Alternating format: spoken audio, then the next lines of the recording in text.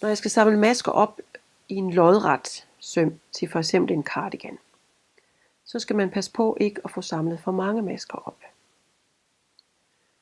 Som her, hvor der er strikket knudekant, så samler jeg normalt 2 masker op for hver knude.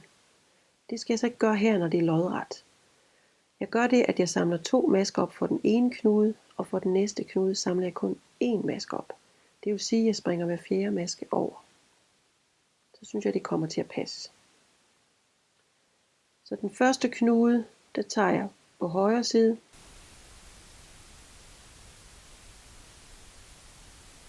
Og på venstre side. Ved næste knude tager jeg kun ind for højre. Så nu har jeg 3 masker for de 2 knuder.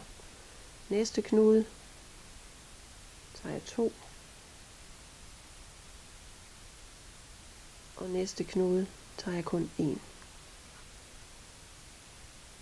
Næste knude 2. Og den næste 1. Det man altså skal tænke på, det er, at man springer cirka hver fjerde strikket række over.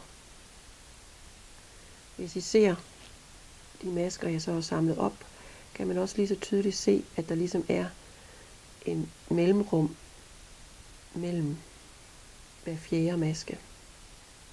Og det er det, der gør, fordi jeg har sprunget over.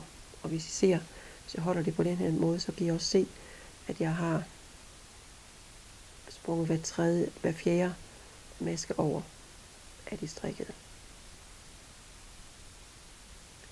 Det er det, jeg vil sige, der normalt fungerer, hvis man skal samle op lodret. Det kan godt ske, at man strikker noget, som er endnu tykkere eller noget, og man finder ud af, når man har strikket den første række, den er løs, så må man samle lidt færre masker op. Men som udgangspunkt, spring hver fjerde over.